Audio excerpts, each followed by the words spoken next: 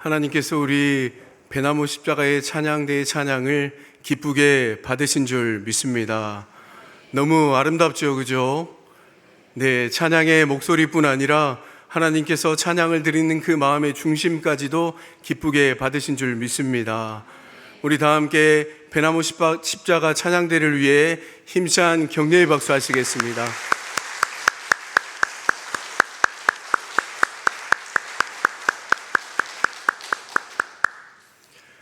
한 주간 참 많은 비가 내렸습니다. 한 주간 평안하게 잘 보내셨습니까? 한 주간 돌아보니까 그 어려운 시간 또 힘든 순간들 다 하나님께서 도와주시는 은혜가 있었기에 지금 오늘 이 자리에 있었겠구나라고 하는 생각들을 해보게 됩니다. 우리 옆에 앉아 계시는 분들을 생각하고 또 바라보시면서 이렇게 인사하면 좋겠습니다. 얼굴을 뵈니 그저 은혜입니다. 네, 다시 한번 인사하실 때 최고의 축복으로 인사하시면 좋겠습니다. 성령 충만함을 받으십시오. 오늘도 한 주간 지켜주신 주님의 은혜에 감사하여 주일 오후 찬양 예배로 주 앞에 모여 함께 예배하는 우리 모든 성도님들의 가정 위에 우리 주님의 크고 놀라운 은혜와 평강이 늘 함께 하시기를 간절히 소망합니다. 오늘 저희는 시편 31편 9절로 15절까지의 말씀을 함께 받았습니다. 이 같은 말씀을 중심으로 나를 건져주소서라고 하는 제목하에 하나님의 말씀을 함께 나누도록 하겠습니다. 성경을 저희가 읽어 내려가다 보면 성경 안에는 참으로 많은 인물들이 소개되어 있습니다. 그런데 여러분은 그 많은 인물들 가운데 어떤 인물이 닮고 싶고 또 본받고 싶고 내가 따르고 싶은 인물이라고 생각되어지십니까? 맞습니다. 아브라함이라고 말씀하신 분도 계신데 아브라함은 어떤 인물입니까? 아브라함은 미래가 불확실한 상황 가운데서도 하나님께서 명령하시자 그 말씀에 순종하여 따랐던 인물 아니겠습니까? 그래서 우리는 아브라함을 믿음의 조상이다 그렇게 얘기를 하죠. 아브라함뿐만 아니라 모세는 또 어떠합니까? 모세가 이스라엘 백성들을 이끌고 가나안 땅으로 이동할 때 이스라엘 백성들이 참 순종을 잘했지요. 아닙니다. 그랬던 인물들이 아닙니다. 불평도 많고 불만도 많고 그런 상황 가운데 그 많은 백성들을 이끌고 가나안 땅으로 이동한다라고 하는 것이 참으로 쉽지 않았을 것입니다. 그럼에도 불구하고 모세에게 특별한 지도력이 있어서 그 하나님의 명령에 순종하여 잘 이끌어갔던 그 모습들을 또 한번 생각해 보게 됩니다. 구약에 그런 인물들이 있다면 신약에는 또 어떤 인물들을 떠올려 볼 수 있을까요? 대표적으로 바울이라고 하는 인물이 있겠죠. 바울은 일평생 자신의 삶을 다해서 복음과 전도에 힘썼던 인물 아니겠습니까? 이처럼 본받고 싶고 따르고 싶고 존경할 만한 많은 인물들이 성경에는 기록되어 있는데 또 성경 안에 고통받고 힘든 상황들을 겪으면서 주의 도우심을 구하는 인물이 있었다라고 하는 것도 여러분 기억이 되십니까? 성경에 어떤 인물들이 고통과 고난 가운데 많은 시간들을 보냈습니까? 고통과 고난하면 여러분이 한 인물을 떠올리실 겁니다. 누구요? 욥이라고 하는 인물이죠. 욥은 자신의 일생에 있어서 내가 태어나지 말았더라면 자신의 생을 저주할 만큼 고통과 힘든 시간들을 보내왔다라고 하는 겁니다. 욥이 그와 같은 어려운 시간을 보낸 것만큼이나 특별히 고통과 고난 가운데 많은 시간들을 홀로 보냈던 인물이 있는데 그 인물이 누구냐면 오늘 우리가 본문에서 살펴본 바와 같이 다윗이라고 하는 인물입니다. 다윗은 우리가 기억하기를 이스라엘 그 많은 역사 가운데 참으로 위대한 일들을 행하였다, 그것만을 떠올리는 경우가 많은데 그 인생이 그렇게 녹록하지 않습니다. 그 인생을 간략하게 몇 가지로 요약해 보면 이렇습니다. 소년 다윗이라고 불리는 청소년 시기에 하루는 사무엘이라고 하는 선지자가 다윗의 가정에 방문하게 됩니다. 이를테면 오늘 우리식으로 얘기하면 신방하게 된 것이죠.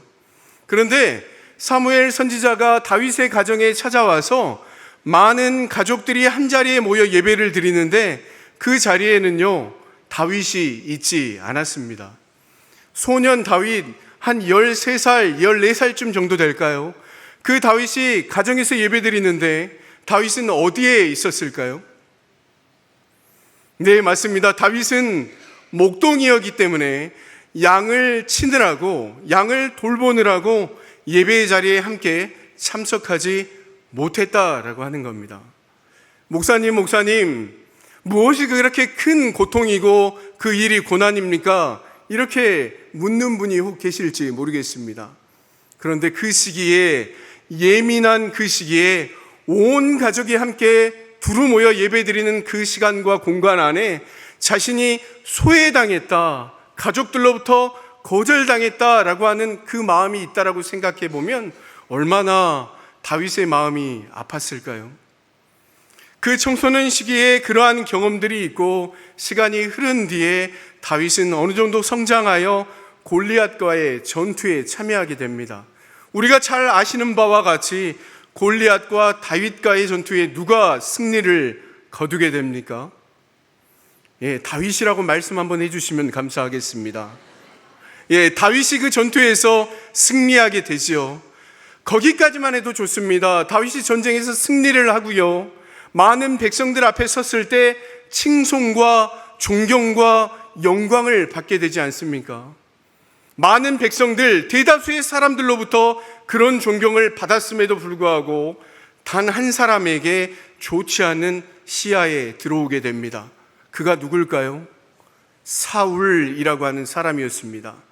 사울이라고 하는 왕이 다윗을 바라보면서 어떻게 이 자를 끄집어내릴까라고 생각한 끝에 다윗에게 찾아가서 한 번은 그의 많은 병력들, 3,000명이나 되는 병력을 투입해서 그를 죽이기로 작정합니다. 많은 병력들을 보냈음에도 불구하고요, 마음에 성에 차지 않아서 직접 사울이 출동합니다. 찾고 돌아다니기를 오랜 시간이 지난 후에 피곤하고 지쳐 동굴에서 잠들게 됩니다. 그때 다윗이 자기를 죽이려고 하는 사울을 만났을 때 어떠한 모습을 취하게 되냐면, 한 번은 그의 옷자락을 베어서 나오고요, 한 번은 물병과 창을 들고 그 자리에서 나오게 됩니다. 사울은 다윗을 죽이려고 했던 사람입니다. 그럼에도 불구하고 그를 원수로 갚지 아니하고 하나님께서 세우신 종이라고 생각하며 호의를 베풀고 그 자리를 떠났다라고 하는 거죠. 2번이나 창을 던져서 다윗을 죽이려고 했으나 그 어려운 순간을 모면하면서 다윗이 할 수 있었던 일을 하나님께서 세우신 주의 종을 위해 기도하는 일이었다라고 하는 겁니다. 그가 그 어려운 시간들을 뚫고 도피한 생활이 몇 년이냐면 무려 10년이라고 하는 기간이었습니다. 그 시간들이 훌쩍 흐르고 난 뒤에 다윗은 유다 지파의 왕이 됩니다. 유다 지파의 왕으로서 얼마 기간 동안 통치하게 되냐면 7년 6개월 동안 통치하게 되죠. 다윗이 왕으로 있을 때 그 수도는 어디였습니까? 우리가 잘 아는 것처럼 헤브론이라고 하는 지역이었습니다. 이렇게 왕의 자리에 있으면서도 도망가고 도피하고 또 이동하고 이런 시간이 무려 10년이라고 하는 기간을 거치면서 더 이상 도망갈 곳이 없을 때 다윗은 어디로 이동하게 되냐면 이스라엘 지역 변방 지역에 있던 블레셋이라고 하는 지역으로 이동하게 됩니다. 블레셋이라고 하는 지역은 5개의 도시국가로 되어 있거든요. 그런데 그 중에 5개의 도시국가 가운데 다윗이 머물렀던 지역은 어디냐면 가드라고 하는 지역이었습니다. 가드는 누가 살았던 고향이냐면 다윗이 무찔렀던 골리앗의 고향이 바로 가드였습니다. 많은 사람들은 알아보았습니다. 여러분, 지금 저 자가 바로 골리앗을 죽였던 자입니다 라고 하는 손가락과 많은 시야를 받게 되었을 때 다윗은 어떤 행동을 하게 됩니까? 미친 척 하면서 수염에 침을 흘리는 그런 행동을 보이지 않습니까? 그 얼마나 비참하고 인생 가운데 또 험악한 시간을 보냈다라고 이야기할 수 있지 않겠습니까? 이렇게 어려운 시간들을 경험하고 난 뒤에 유다 지파의 왕이 되었을 때 또 유다 지파를 제외한 나머지 땅을 누가 다스렸냐면 사울의 아들이었던 이스보셋이 유다 지파를 제외한 전 지역을 통치하고 있을 때였습니다. 다윗과 이스보셋이 오랜 기간 전쟁을 이어갔는데 말씀은 그 시기를 뭐라고 이야기하고 있냐면 다윗에게 있어서 엄청난 심리적인 압박감이 되었다라고 말씀은 적고 있습니다. 그 후에 압살롬의 반역으로 도피합니다. 사무엘하 15장 14절 말씀해 보니까 빨리 도망하자. 그러지 않으면 우리 중 한 사람도 압살롬으로부터 피할 자가 없느니라. 이렇게 말씀은 적고 있습니다. 얼마나 급하게 도망갔는지 다윗은 맨발로 기드론 시냇가를 지납니다. 그리고 감람산을 향해 도망갔습니다. 그 상황이 맨발로 도망할 정도였다면 얼마나 시급한 상황이었는지를 우리가 충분히 짐작해 보게 됩니다. 지금 다윗이라고 하는 인물은 어떤 상황 가운데 처해 있습니까? 도피하고 도망하고 자기의 생명을 부지하기 위해서 맨발로 뛰어다니는 상황 아니겠습니까? 이렇게 피난길을 오르는 다윗에게 사울의 친족이었던 시므이가 이렇게 얘기를 합니다. 사울의 왕가에 피를 흘리게 했던 다윗이여, 이제 압살롬 때문에 죽게 될 것이다 라고 하는 저주를 쏟아 놓습니다. 다윗이 이 이야기를 듣고 얼마나 마음이 힘들었겠습니까? 다윗은 사울뿐 아니라 그의 아들이 죽었을 때 조가를 불러지어서 애도하고 장례도 성대하게 치러 주었던 인물 아닙니까? 그러나 시므이는 잊지도 않는 이야기를 꾸며내면서 그를 비방하고 저주할 때 그 마음이 얼마나 고통스러웠는지 우리는 충분히 짐작이 됩니다. 압살롬의 반군을 진압하고 돌아올 때 다시 한번 이야기합니다. 다윗은 어디 여행 갔다 오는 길이 아니었습니다. 놀고 누군가를 찾아갔다 집으로 돌아오는 그런 시간이 아니었습니다.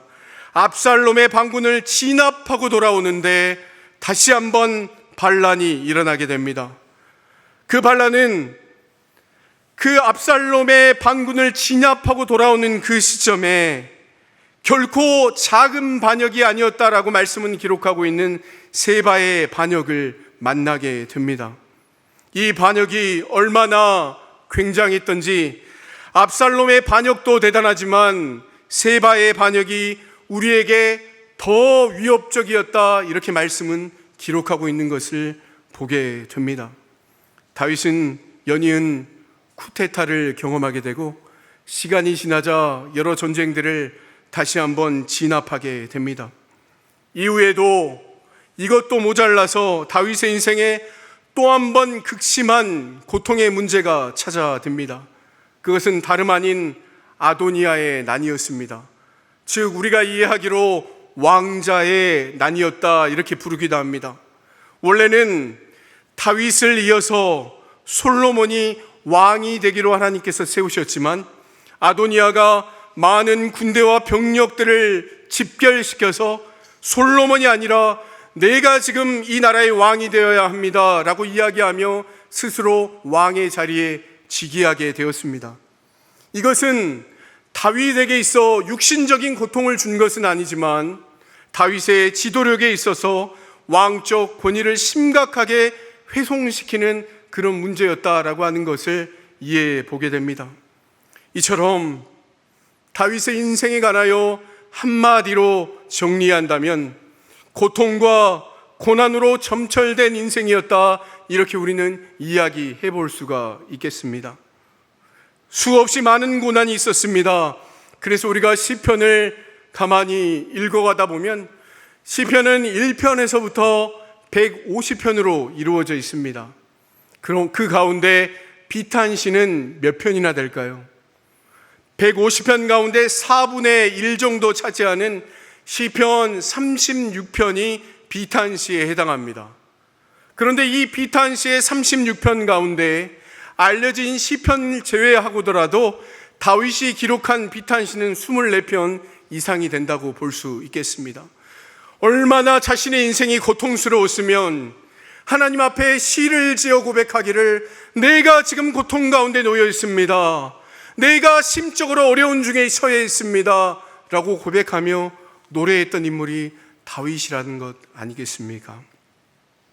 우리가 앞서 다윗의 인생 중에 간추려 살펴보았듯이 몇 가지 사건만 보더라도 그에게 고통이 파도처럼 밀려옴을 확인해 볼 수가 있습니다.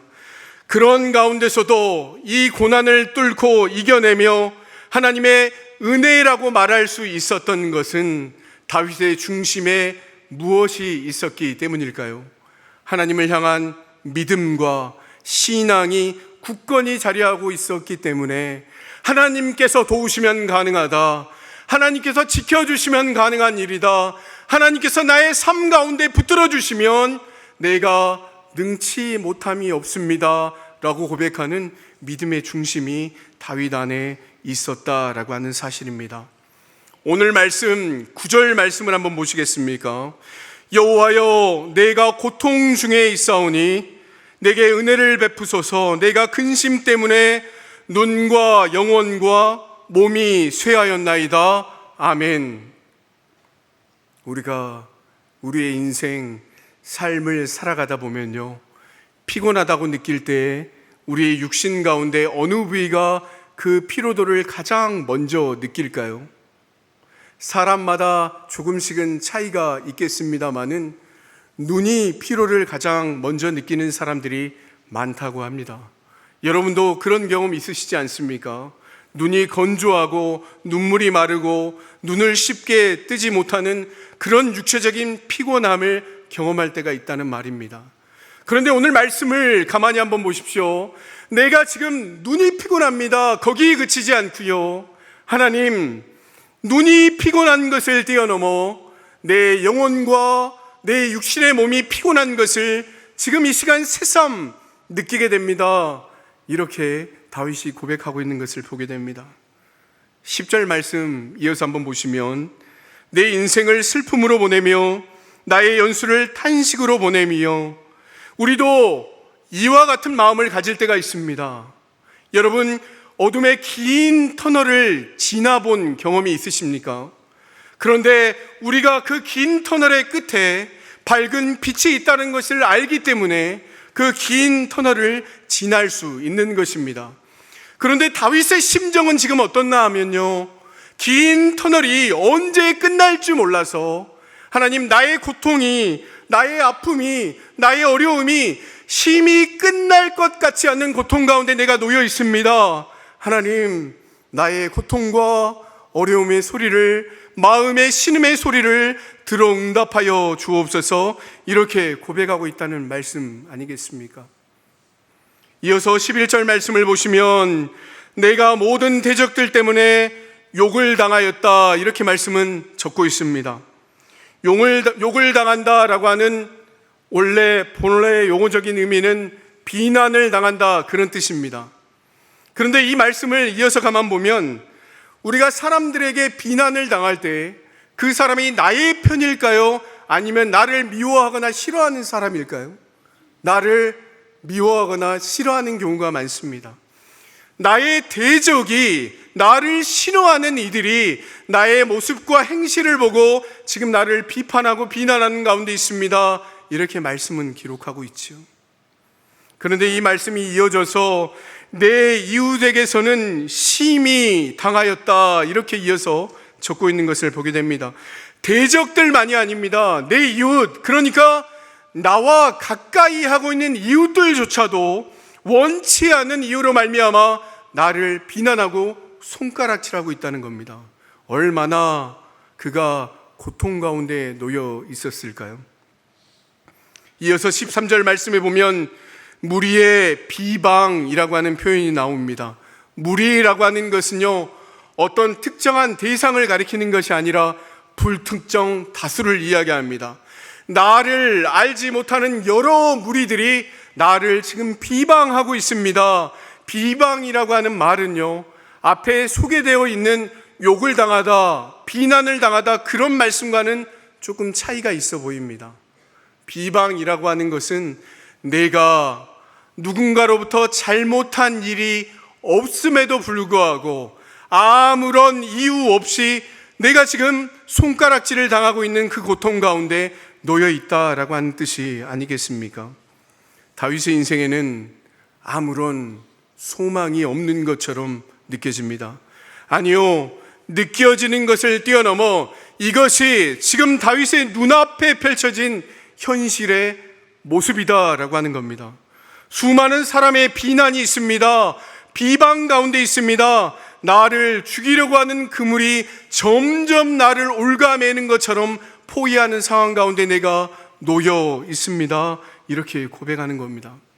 그런데 저는 오늘 이 말씀을 묵상하는 가운데 참으로 많은 감동을 받은 대목이 있습니다.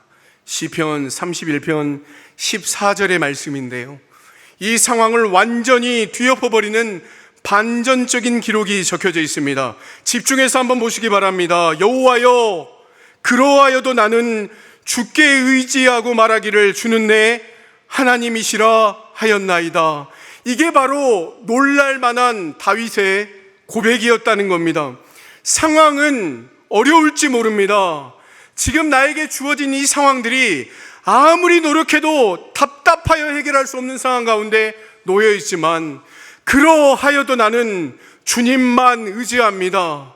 주님만 의지할 때 그 주님께서 바로 나의 하나님이 되어주십니다 라고 믿음의 고백을 하나님 앞에 올려드리는 것을 보게 된다는 말씀입니다.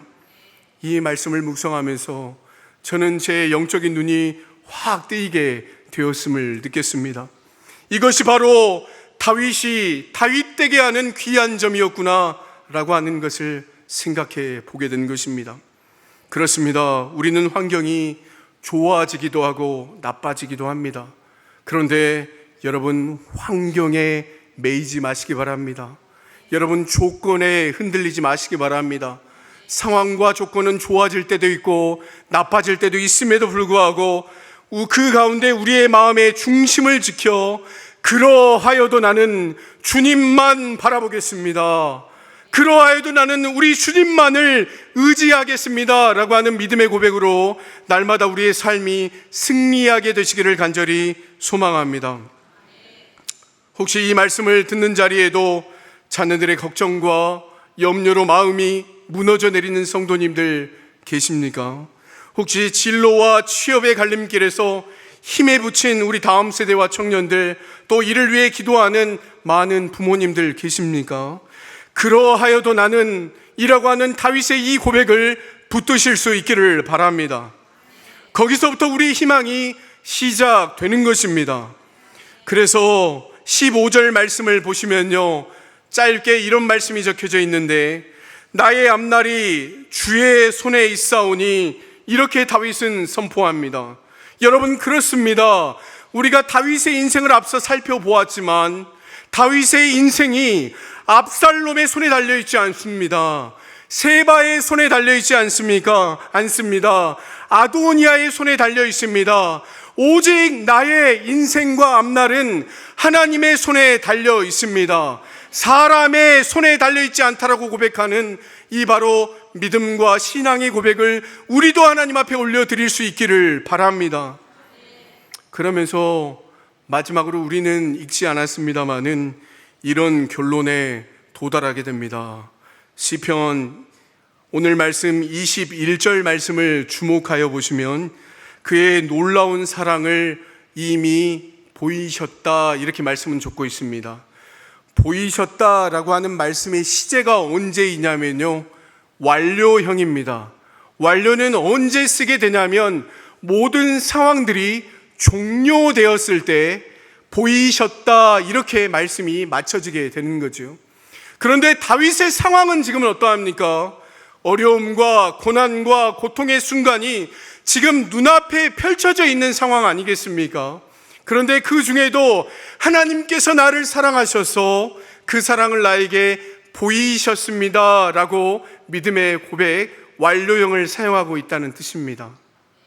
우리의 상황이 마치 끝나지 않는 것처럼 답답하게 느껴지는 성도님들 계십니까?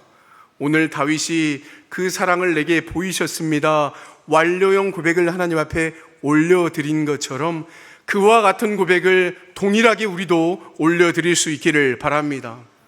비탄시에 보면요, 보이셨다라고 하는 완료형을 쓰는 것은요, 신학적인 표현으로 선취적 확신, 그런 언어를 사용합니다. 선취라고 하는 것은 미리 취하였다, 미리 맛보았다, 그런 뜻 아니겠습니까? 예를 들어 쉽게 표현하면 이런 겁니다. 우리가 축구 경기를 볼 때 라이브로 보면 그 마음이 어떻습니까? 이길까 질까 두려운 마음들이, 또 긴장감 속에 그 장면들을 보게 되지 않습니까? 그런데 그 경기가 모두 마쳐진 후에 우리나라가 승리를 거머쥐었다라고 하는 결과를 알게 되고 그 이후에 그 장면들을 녹화로 보게 될 때 지금 그 경기를 바라보고 있는 시점은 지고 있다 할지라도 우리는 무엇을 아는 겁니까? 결론에 그 경기는 이기었다라고 하는 결과를 알기 때문에 우리의 마음은 불안한 가운데 놓이지 않게 된다는 말씀입니다. 바로 그런 겁니다. 지금 현재 다윗은요, 고통 가운데 놓여 있다고요, 어려움 가운데 놓여 있다고요, 지금 해결되지 않을 것처럼 긴 어둡고 터널을 지나가고 있다 생각되어진다고요. 그럼에도 불구하고 다윗은 뭐라고 고백하고 있습니까? 하나님이 하시면 그 놀라운 사랑을 내게 보이셨다, 이렇게 믿음의 고백에 선포를 올려드리고 있다는 말씀입니다. 이제 오늘의 말씀을 정리합니다. 오늘 이 자리에 함께 예배하는 성도님들의 상황을 이 부족한 종은 다 알지 못합니다. 내 앞에 주어진 상황이 어떠한다 할지라도 나의 앞날이 나를 위협하는 사람, 곧 문제에 붙잡히는 것이 아니라 전능하신 하나님의 손에 붙잡히는 것, 나를 사랑하시는 하나님의 손에 붙잡혀 있다는 것을 믿는 성도들이라면 오늘 이 자리에 동일한 마음으로 그와 같은 고백을 올려드릴 수 있다면 하나님께서 다윗에게 부어주던 축복을 우리도 동일하게 받아 누릴 줄 믿습니다. 끝으로 믿음의 성도는 선취적 확신을 갖는 성도입니다. 우리 중에 사람에게 말하지 못하는 남모를 기도 제목이 있으십니까? 우리는 지금 시대적으로 본다면 정권 교체로 인해 불안한 시기를 걷고 있고 또 자연재해로 인해 우리의 심리적인 마음이 언제 또 그 고통이 찾아올지 모르는 상황과 형편 가운데 놓여 있습니다. 또 외부적으로는 강대국의 침입과 압박으로 인해서 두려움 가운데 놓여 있는 것이 국제 정세 아니겠습니까? 이런 상황을 바라볼 때 우리가 할 수 있는 것은 무엇입니까?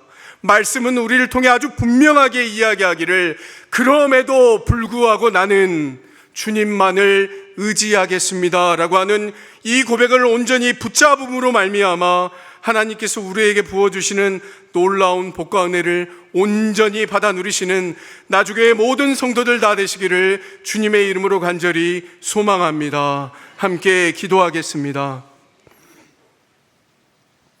사랑의 아버지 하나님, 다윗의 삶을 통하여 우리의 삶을 진단하고 돌아보게 하시니 감사합니다. 다윗이 힘들고 어려운 환경 가운데서도 나를 건져 주실 것을, 주님께서 나와 함께 해 주실 것을, 우리 주님만 의지하면 아무런 걱정도 없을 것을 믿음의 중심으로 확고히 했던 것처럼 우리의 힘으로 어찌할 수 없는 많은 상황들이 우리 앞에 산재해 있다 할지라도 다윗의 고백에 도전을 받고 힘을 얻는 우리네 삶이 될 수 있도록 인도하여 주시옵소서. 감사를 드리옵고 예수님의 이름으로 기도하옵나이다. 아멘.